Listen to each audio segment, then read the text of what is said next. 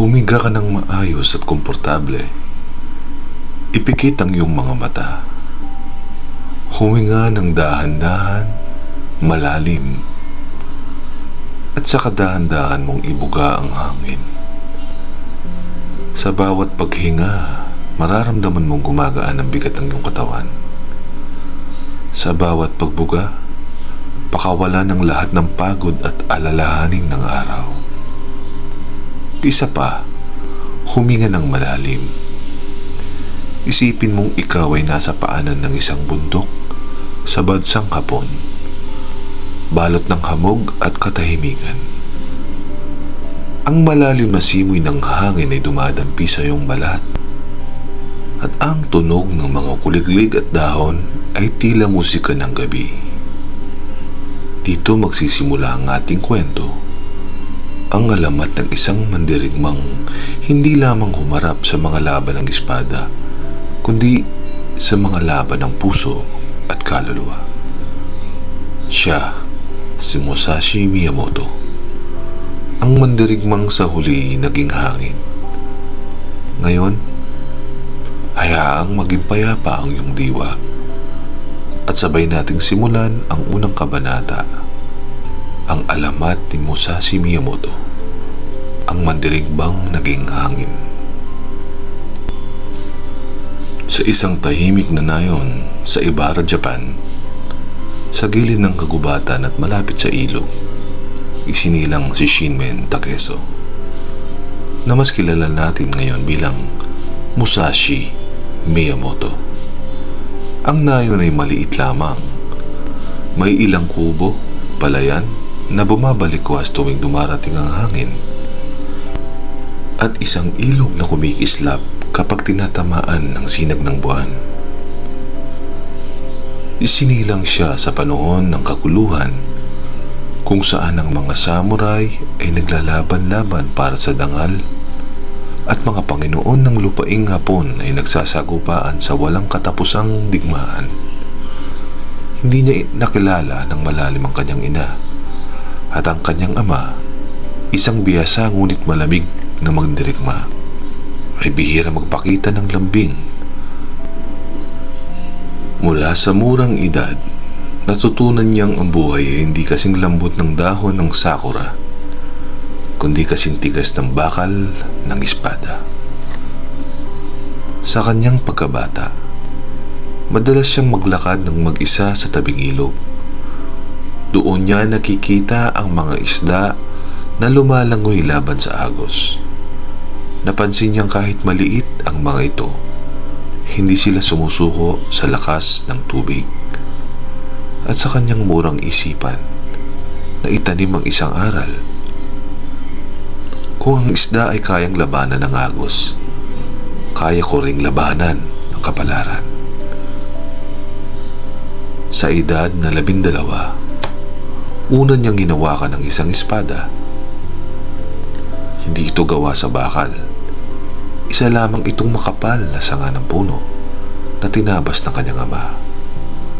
Ngunit para kay Musashi, tila ito ay isang bagay na sagrado. Sa bawat pag-indayog niya, naramdaman niya na hindi lamang ito kahoy. Ito'y naging tulay sa pagitan niya at ng mundo. Sa gabi, habang ang ibang bata ay natutulog, lihim siyang nag-iensayo. Inagaya niya ang kilos ng mga mandirigmang kanyang nasisilayan sa lansangan. Ang hakbang, ang sipa, ang bilis ng paghiwa sa hangin. Minsan, pinapagalitan siya ng kanyang ama na nagsasabing wala pa siyang disiplina at pasensya. Ngunit sa puso ni Musashi, alam niyang hindi sapat na maging disiplinado lamang. Kailangan din niyang matutong makinig sa pintig ng sariling loob. Isang araw, may dumaan sa kanilang nayon na isang batang mandirigma mula sa ibang lalawigan. Mayabang itong naglakad sa gitna ng pamilihan. Hawak ang tunay na espada at tinutukso ang mga kabataan. May matapang ba sa inyo? Sumubok? Sigaw nito. sabay hampas ng espada sa hangin. Narinig ito ni Musashi. Bagamat kabado, lumapit siya, dala ang kanyang kahawin espada.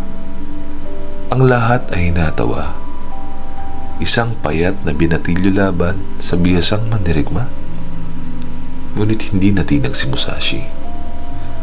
Nang magsimula ang laban, mabilis na umatake ang mandirigma. Ngunit sa isang iglap, nakita ni Musashi ang direksyon ng galaw. Inilagan niya at gamit ang lakas ng kanyang kabataan, inihampas ang kahoy na espada sa balikat ng kalaban. Nagulat ang lahat. Ang mandirigma'y nabitawan ng tunay na espada at doon, unang narinig ng mundo ang pangalang Musashi. Mula noon, kumalat ang balita ng batang may kakaibang kakayahan.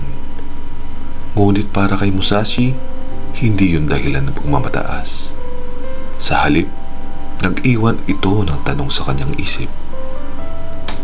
Kung sa murang edad ay nagawa ko ito, ano pa kaya ang maaabot ko kung ipagpapatuloy ko? At sa gabing iyon, sa ilalim ng buwan at sa tabi ng ilog, ipinikit ni Musashi ang kanyang mga mata at pinakinggan ang tunog ng tubig. Wari ba'y may tinig na bumubulong? Ang tunay na laban ay hindi ang nasa harap mo, kundi ang laban sa loob ng iyong sarili. At doon nagsimula ang alamat ng batang magiging pinakamalakas na mandirigmang nakilala ng bansang Hapon.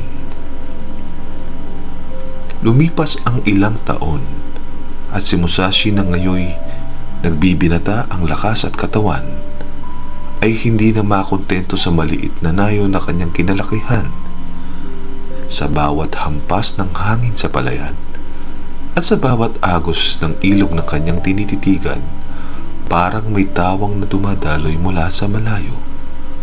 Tawag ng mga daan, tawag ng mga labanan, tawag ng kapalaran. Hindi siya kabilang sa anumang pamilya ng samurai at wala rin siyang Panginoon na paglilingkuran. Ang tawag sa kanya, Ronin. Isang mandirigmang walang amo. Para sa iba, ito'y tandaan ng kahihiyan at walang direksyon. Ngunit para kay Musashi, ito'y kalayaan. Bitbit ang kanyang kahoy na espada at ilang gamit lamang, nagsimula siya maglakbay. Ang mga lansangan ng bansang Hapon noong panahon iyon ay puno ng alikabok. Mga manlalakbay na may dalang kalakal, mga mongheng naglalakad ng nakayuko, at mga bandido na laging nakabantay sa mga hindi handa. Sa unang linggo ng kanyang paglalakbay, nakasalubong niya ang 3 tulisan na humarang sa kanya. "Hoy, batang Ronin," sigaw ng isa. "Kung totoo ngang magdirigma ka, ipakita mo." Ngumiti si Musashi at sa halip na sagutin ng salita, itinapat niya ang kanyang kahoy na espada. Sa isang iglap, gaya ng agos ng tubig na kanyang pinagmasdan mula sa pagkabata, mabilis niyang inilagan ang una, hinarang ang pangalawa at tinamaan ang pangatlo sa hita.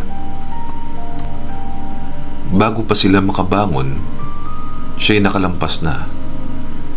Ngunit sa kanyang isipan, alam niyang ito'y simula pa lamang. Habang siya'y naglalakbay, dumaan siya sa iba't ibang nayon at bayan.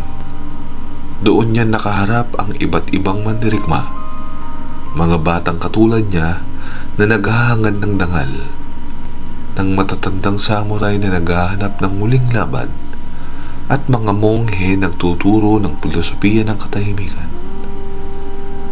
Isang gabi, sa isang maliit na dojo, hinamon siya ng isang batang nag-aaral ng kenjutsu.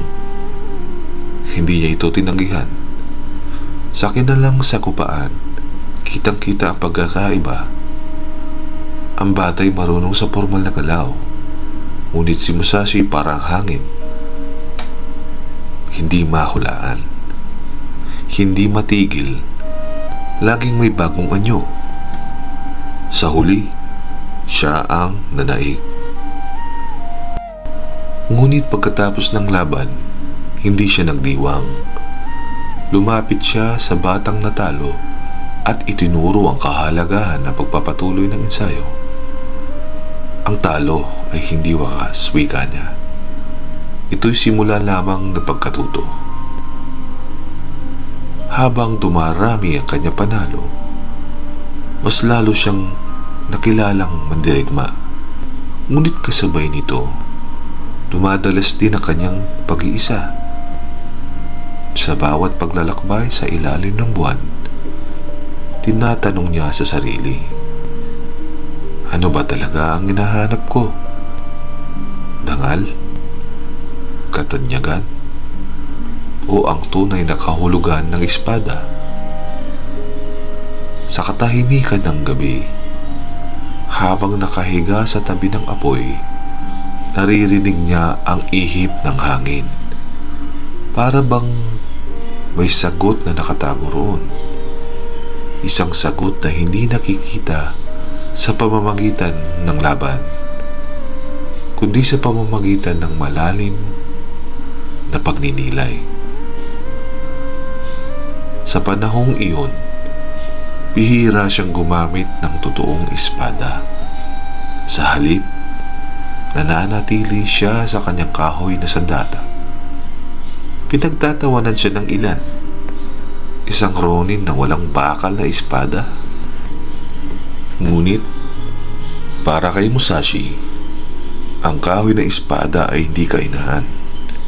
Ito ay patunay na hindi sa sandata nakasalalay ang lakas, kundi sa kamay at puso ng may hawak nito. Ang tunay na espada, bulong niya minsan sarili, ay hindi lamang nakakatagpas ng laman. Ang tunay na espada ay nakakatagpas ng ilusyon. Habang lumalawak ang kanyang paglalakbay, unti-unti ring nakakarating sa kanya ang mga balita.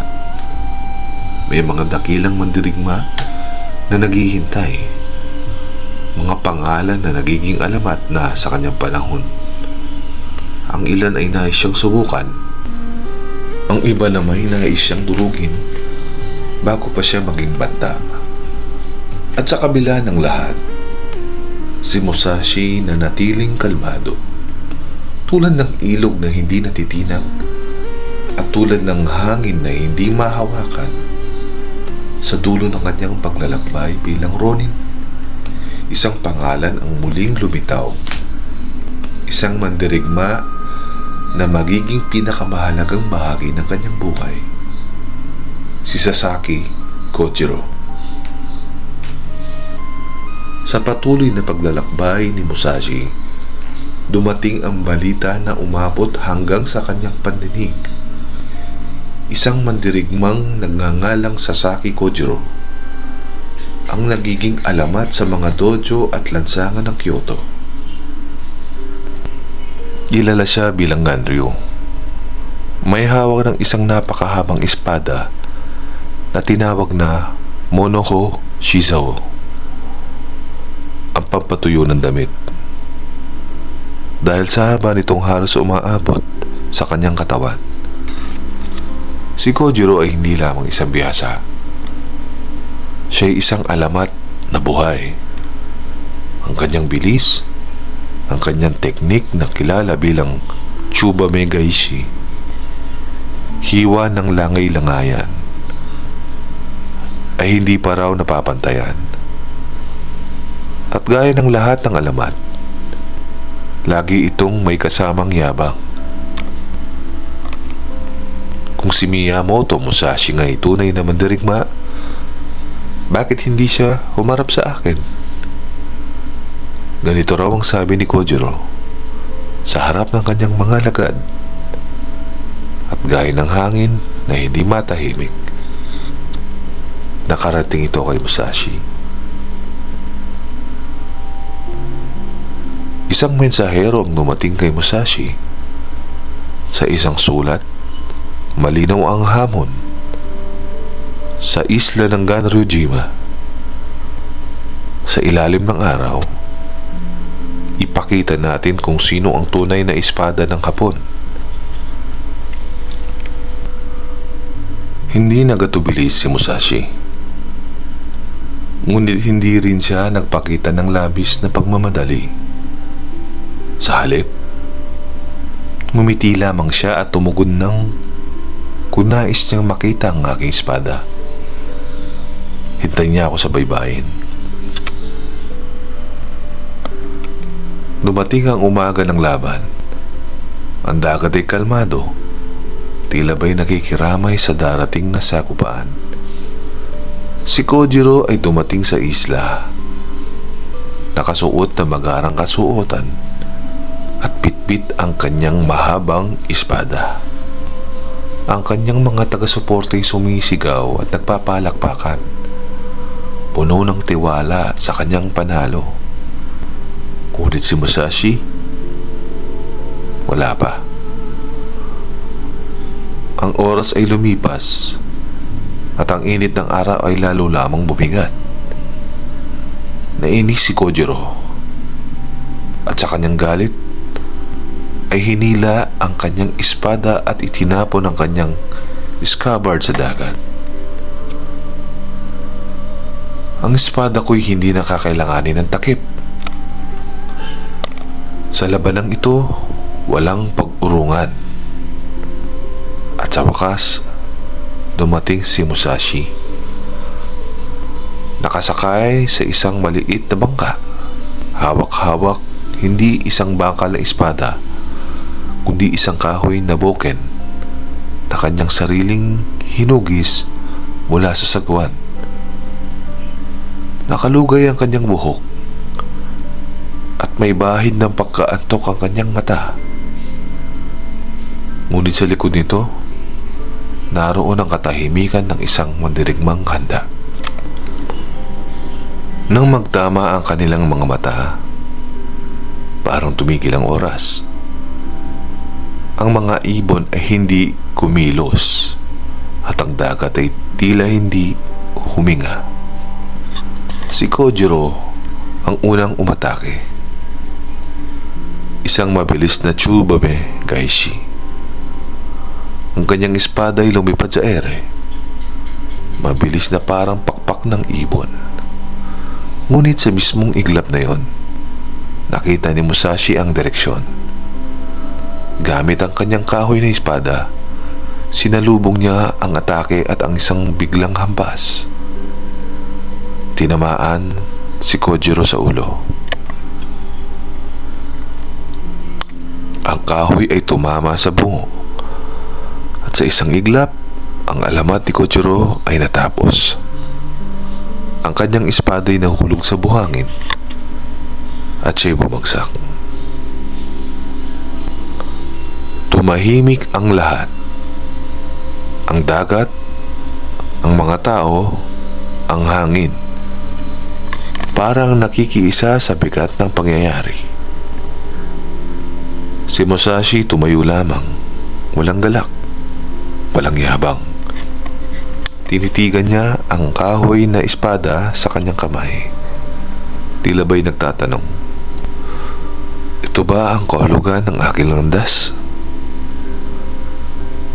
At sa kanyang puso, naramdaman niyang hindi ang pagkapanalo ang tunay na gantimpala. Ang tunay na gantimpala ay ang pagkunawa na ang laban ay hindi para patunayan ang sarili sa iba, kundi upang patunayan ang sarili sa loob. Bago umalis sa isla, lumingin si Musashi sa katawang nakahandusay ni Kojiro. Sa kanyang isipan, sinabi niya, ikaw ay naging aking salamin. Kung wala ka, hindi ko makikita ang kahulugan ng aking espada. At mula noon nagpatuloy siya sa paglalakbay. Hindi bilang mandirigmang naghahanap ng karangalan, kundi bilang taong naghahanap ng kahulugan. Matapos ang maalamat na laban sa isla ng Ganryujima, si Musashi ay naging isang pangalang hindi na mabubura sa kasaysayan ng Hapon. Subalit sa kanyang puso, hindi siya nakaramdam ng tunay na tagumpay. Oo, siya'y nagwagi laban kay Kojiro. Ngunit kapalit nito ay isang bigat na hindi kayang alisin ng kahit anong karangalan. Kahit nagpatuloy siya sa kanyang paglalakbay, hindi na bilang isang mandirigmang nanghahanap ng laban, kundi bilang isang tao na naghahanap ng sarili. Lumipas ang mga taon at si Musashi napagod sa walang katapusang labanan. Ang kanyang katawan ay matibay, ngunit ang kanyang isipan ay naghahanap ng kapahingahan. Kaya't iniwan niya ang mga lungsod at dojo at tumungo sa kalikasan. Isang araw, natagpuan niya ang isang kuweba sa bundok ng Kumamoto, ang kuweba ng Reigando. Noon niya naramdaman ang kakaibang katahimikan, isang katahimikang hindi niya nakita sa kahit anong dojo o larangan ng digmaan. Sa loob ng kuweba, ang tanging kasama niya ay ang tunog ng patak ng tubig mula sa kisame at ang ihip ng hangin na pumapasok mula sa bukana. Dito niya napagpasyahang manatili. Habang nananahan sa kuweba, nagsimulang magsulat si Musashi. Sa kanyang kamay, hindi espada ang hawak, kundi brush at tinta. Ang kanyang layunin, isulat ang buod ng kanyang mga karanasan, ang filosofiya ng kanyang espada, at ang aral ng kanyang buhay. Ang aklat ng lupa. Dito isinulat niya na ang mandirigma ay dapat may matibay na pundasyon, gaya ng lupa na hindi natitinag ng bagyo. Ang pundasyong ito'y hindi lamang pisikal, kundi pati espiritual. Aklat ng tubig. Isinalarawan niya na tulad ng tubig, dapat maging malambot at umaayo ng mandirigma. Hindi siya dapat maging matigas sa isang paraan lamang, kundi marunong gumalaw ayon sa daloy na sitwasyon. Aklat ng apoy. Ang labanan ay tulad ng apoy, mabilis, mapanganib, at kailangan pag-aralan ng bilis ng kilos. Sa gitna ng digmaan, ang apoy ay sumisimbolo ng determinasyon. Ang aklat ng hangin. Isinulat niya ang pagsusuri sa mga estilo ng ibang paaralan at kung paanong ang isang mandirigma ay hindi dapat ikulong ang sarili sa isang estilo lamang. Ang aklat ng walang laman. Pinakamahalaga sa lahat, isinulat niya ang tunay na lakas ay nasa pagkaunawa sa kawalan. Ang espada ay walang halaga kung hindi mauunawaan ang kawalan ng sarili.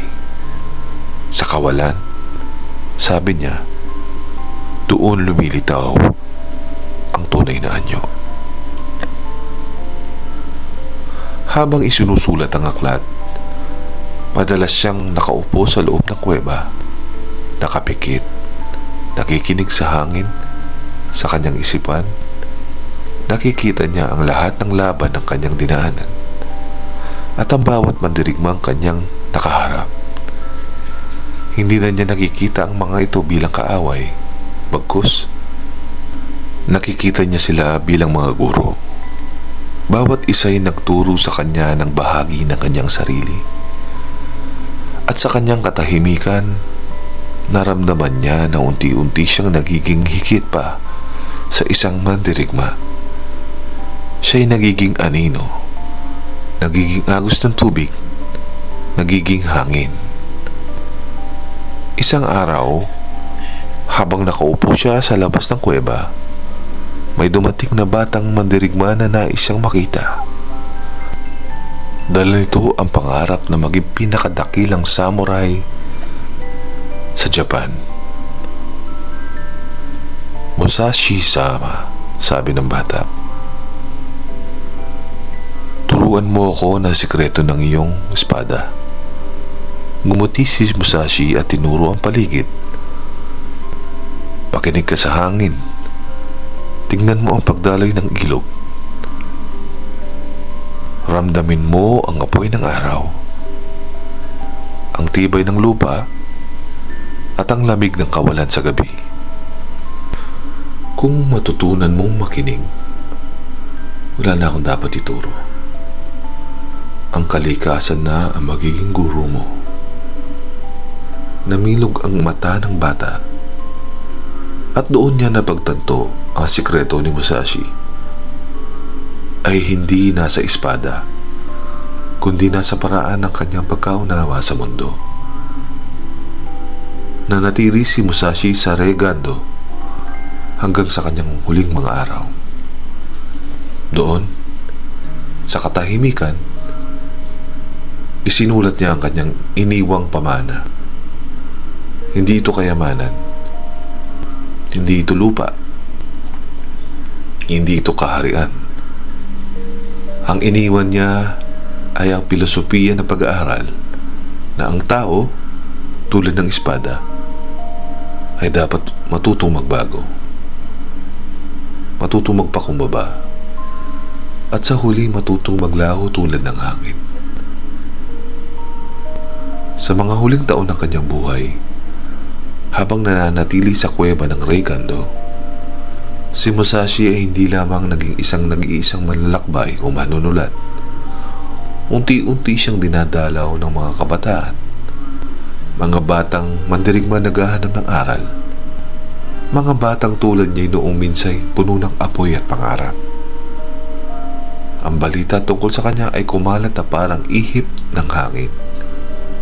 Ang pinakamalakas na espada ng Japan ay nakatira sa isang kuweba, nagsusulat at nagmumuni-muni.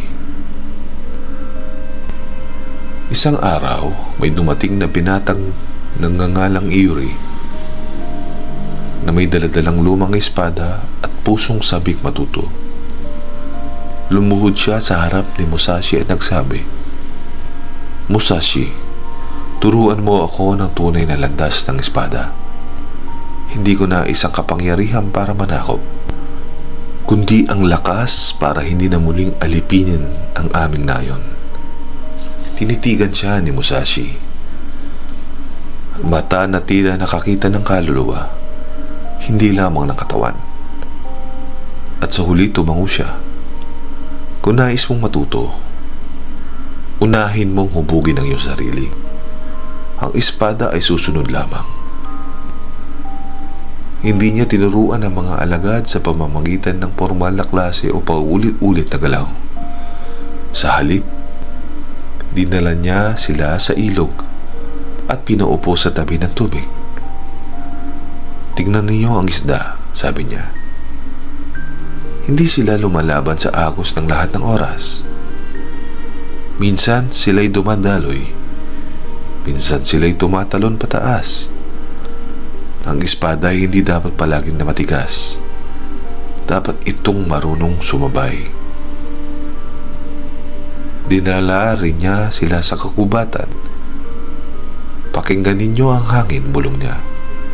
"Kapag dumarating ito, hindi nyo nakikita, ngunit nararamdaman ninyo. Ang tunay na mandirigma ay dapat ganon. Hindi nakikita, ngunit nararamdaman." Hindi rin naging madali para sa kanyang mga alagad. Ang ilan ay mainitin ang ulo, sabik na sabik sa laban, at nagnanais ipakita kaagad ang kanilang natutunan.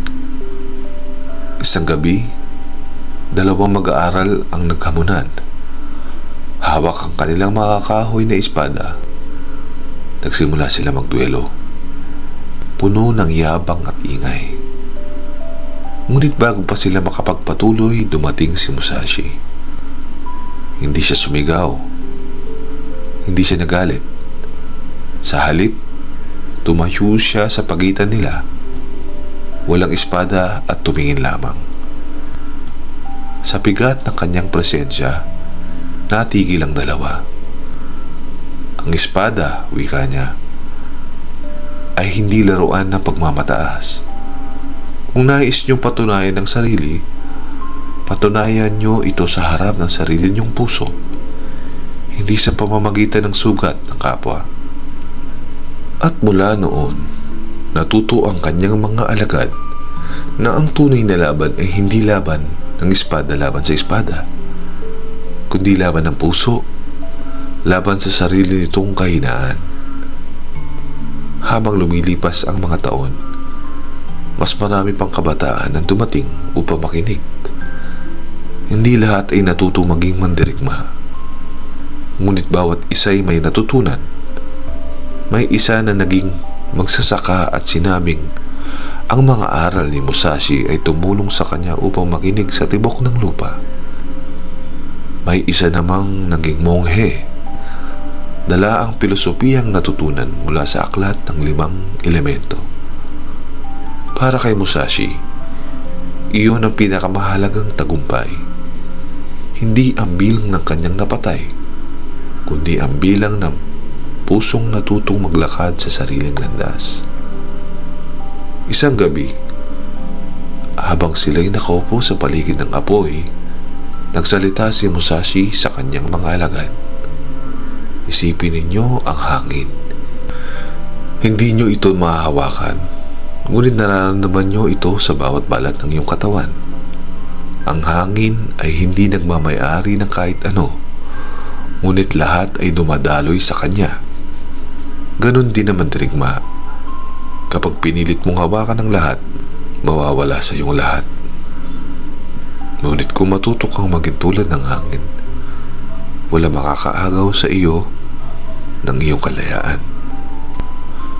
Tahimik ang mga alagad, ang kanilang mga matay nagniningning sa pag-unawa. Sa kanyang pagtuturo, alam ni Musashi na hindi lahat ng kanyang mga alagad ay magiging alamat. Ngunit para sa kanya, hindi iyon ang mahalaga. Ang mahalaga ay naitanim niya ang binhi ng pag-unawa na sa bawat espada may puso. At sa bawat puso, may kakayahang maging tulad ng hangin. At sa katahimikan ng gabing iyon, habang bumabagsak ang mga bulaklak ng sakura mula sa mga sanga, napangiti siya.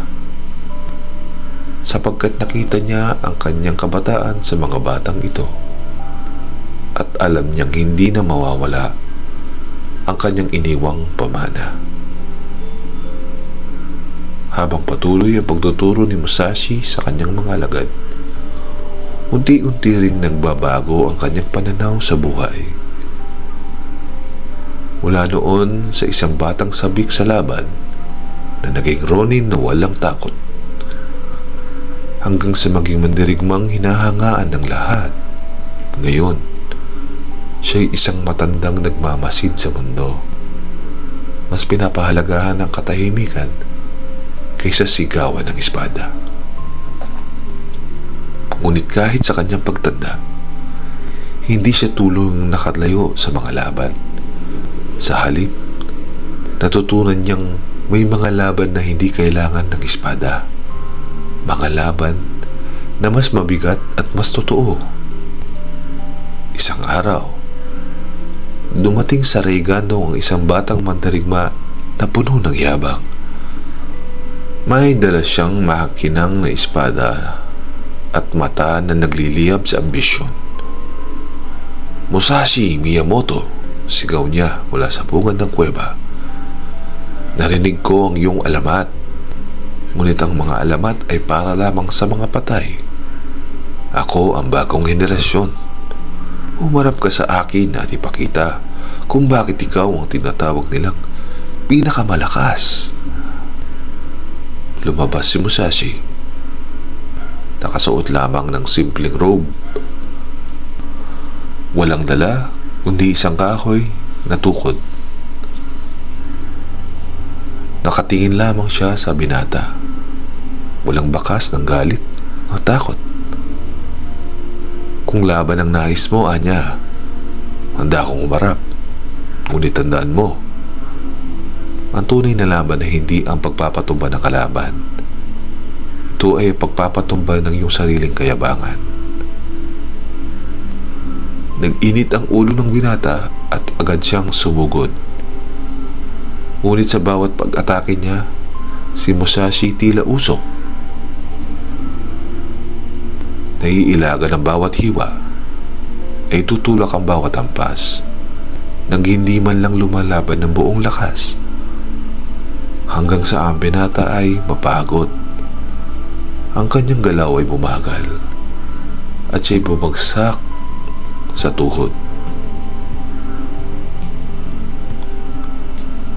Lumapit si Musashi at itinuro ang kanyang dibdib.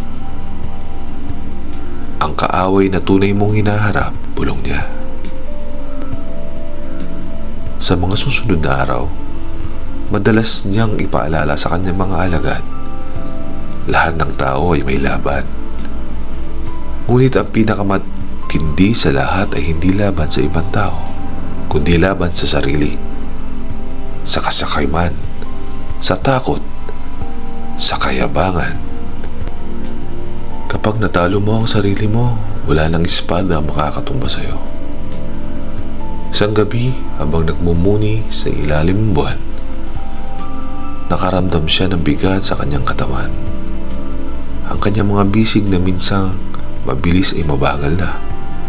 Ang kanyang mga paa na minsan kayang maglakad ng walang kapaguran ay nangihina na. Napangiti siya, sapagkat alam niyang naroon na ang laban na hindi niya matatakasan. Ang laban sa oras. Hindi niya ito tinuturing na pagkatalo. Sa halip, tinanggap niya ito bilang bahagi ng landas. Ang espada niya ay laging may hangganan. Ngunit ang diwa, kung tunay mong naipamana, ay walang katapusan. At mula noon, hindi na siya humarap sa mga pisikal na laban. Ang kanyang mga araw ay ginugol niya sa pagsusulat, sa pagtuturo, at sa pagninilay. Ang kanyang kuweba ay naging templo ng katahimikan. At ang kanyang presensya ay naging parang hangin. Naroroon, ngunit hindi mahawakan. Malakas, ngunit banayan. Sa kanyang huling pagtuturo sa mga alagad, sinabi niya, kapag ang espada ay hinawakan mo, huwag mong ituring itong kasangkapan lamang.